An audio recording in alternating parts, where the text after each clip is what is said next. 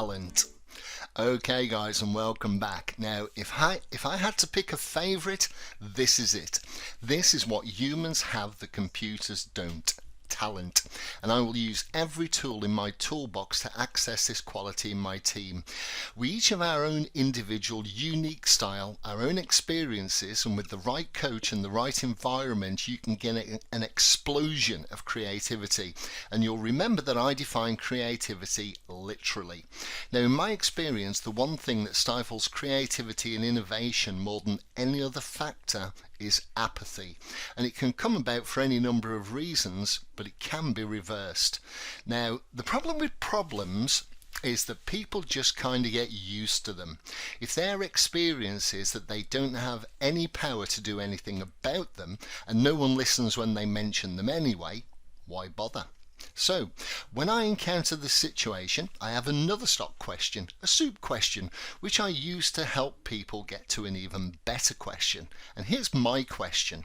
If you were to start this business today, would you do it the way you're doing it now?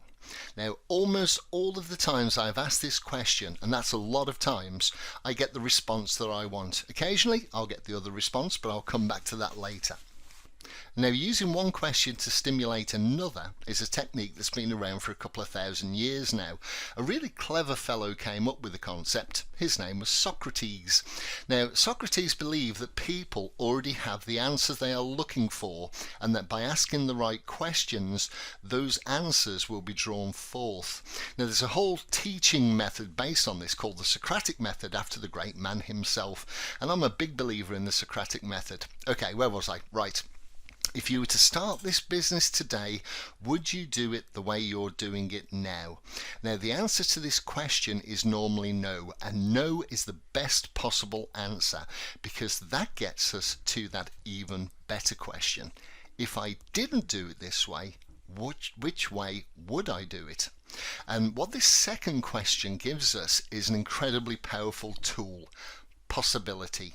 And with possibility comes hope. And I know you remember what Napoleon said, a leader is a dealer in hope. So, if we didn't do it this way, how would we do it? We've stimulated thought. We've opened our minds to the possibility that things could be done differently. Better even. Now we're coming up with ideas, and that gets us halfway to where we need to be. Now, I mentioned earlier that ideas are 10 a penny. Everyone has ideas.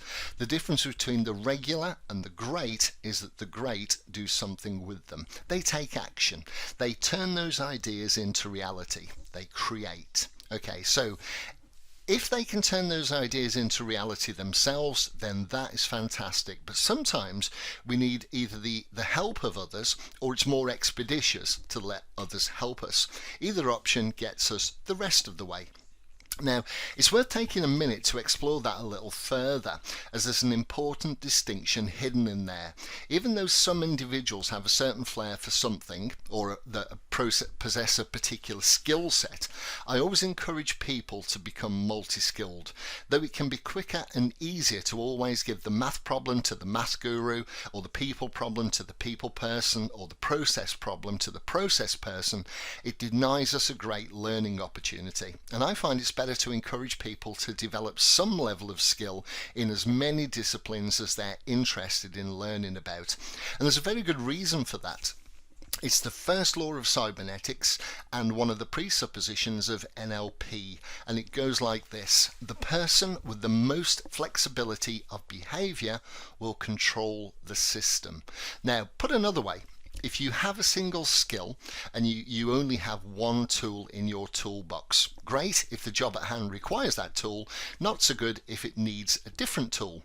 Now, the more skills you have, the more tools you have at your disposal, and the more tools you have, the more situations you can adapt to, the greater your flexibility. And the person with the greatest flexibility will always prevail. And that's what I want. I want a team that will prevail. Now, with each new skill that your team acquire, they become more potent, more rounded, more capable, more adaptable, both individually and as a collective. And that's a beautiful thing to see, both for me and for them.